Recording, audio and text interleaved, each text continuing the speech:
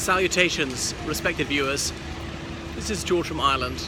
I'm in front of the statue of John Wilkes in London. Who was John Wilkes? Well, it's apposite that his statue is situated here because he was the Lord Mayor of London. Notice he was not Mayor of London, but Lord Mayor. Lord Mayor was an office created by Richard the Lionheart in 1189. He was first of all appointed, usually sold by the monarch, until King John had to agree in Magna Carta that it would be elected by the livery companies of London. The livery companies were the Mercer's Company, the Grocer's Company, and so on, as in people who carry on certain trades like selling cloth or selling large amounts of wood or gold, things like that. And it wasn't a democratic system, as not all men were allowed to vote. Women were certainly not allowed to vote. Men who were involved in certain trades had this indirect vote.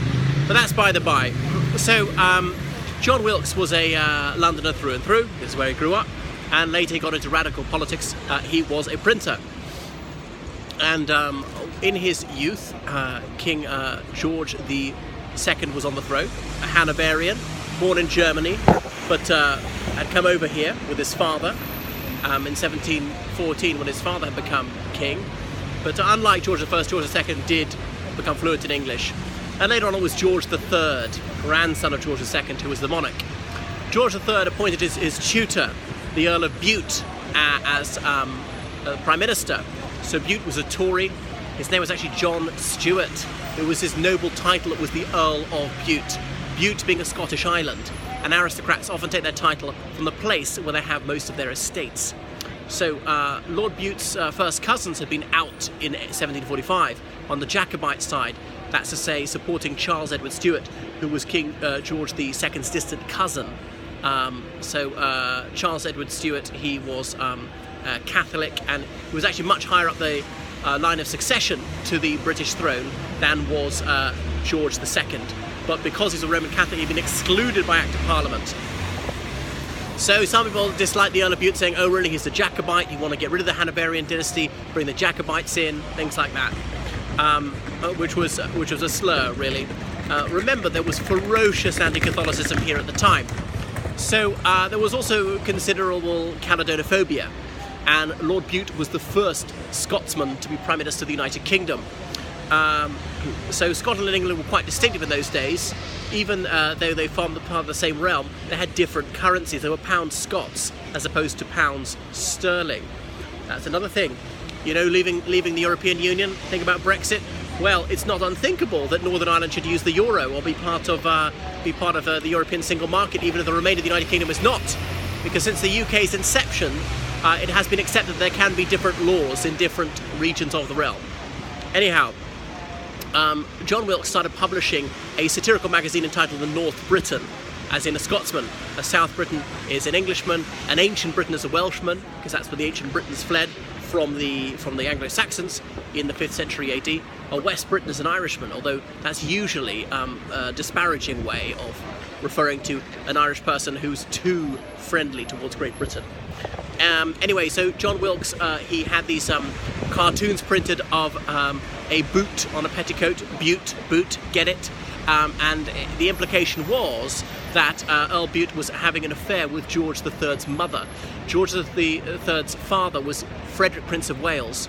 Frederick, Prince of Wales had predeceased his own father, George II, which is why the crown went from grandfather to grandson, skipping the intervening generation. People were saying that the Earl of Bute, he was poisoning George III's mind with Tory notions and so on, tucking him into bed, whispering, George be king, and telling him to be a Tory king. That would be a patriot king as he would see it. Anyway, such scurrilous slurs had been published in the press. It was lèse majesté.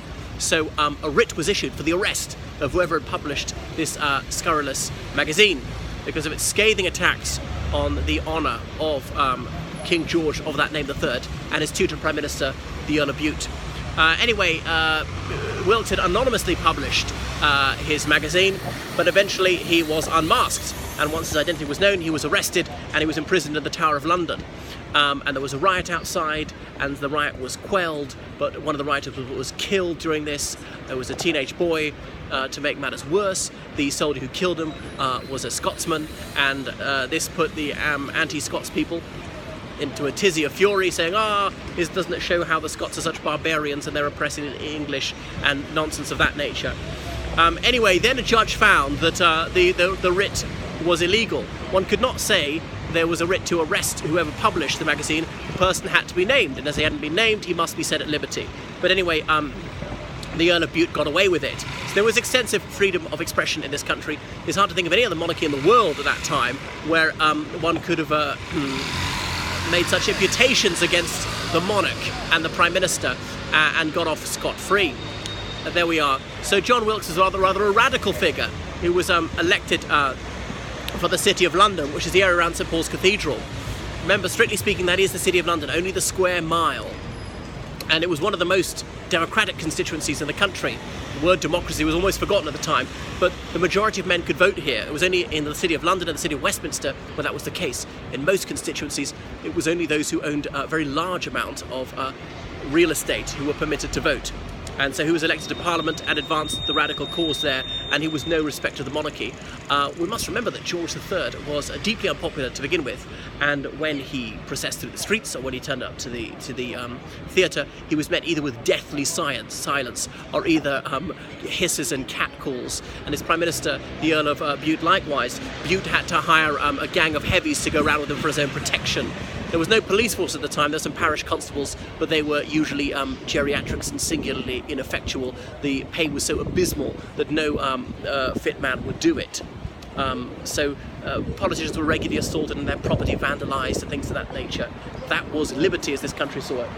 But anyway, John Wilkes, he was a person who espoused many radical causes. But towards the end of his life, he became a more conservative figure. Not in the Conservative Party, hadn't been founded at the time. And there was a riot, and he was up on top of St Paul's Cathedral, musket in hand, taking pot shots at the rioters below. But some Labour figures of the late 20th century were enamoured of him. Tony, what on earth is his name? Not Tony Blair, Tony somebody else, another London MP. So John Wilkes Booth, the assassin of Abraham Lincoln, was named in honour of this John Wilkes. What else should I point out about him? So he was a man of the most egregious ugliness, and he was so hideous. People say that women would not fall for him. And someone once warned him, "You will either die of the pox or on the gallows." And he said, "That depends, sir, whether I embrace your principles or your mistress." As in, espousing revolutionary nostra could get a man hanged in those days, and syphilis was ravaging the country. Syphilis, well, if it went to tertiary stage, that was curtains for the person. They would lapse into blindness, mania, and eventually death. And there was no cure for it. Mercury they took to try and alleviate the symptoms actually only made them go mad all the sooner. And people were not using prophylactics. Well, that's John Wilkes, who was a barrel of laughs and well worth finding out more about.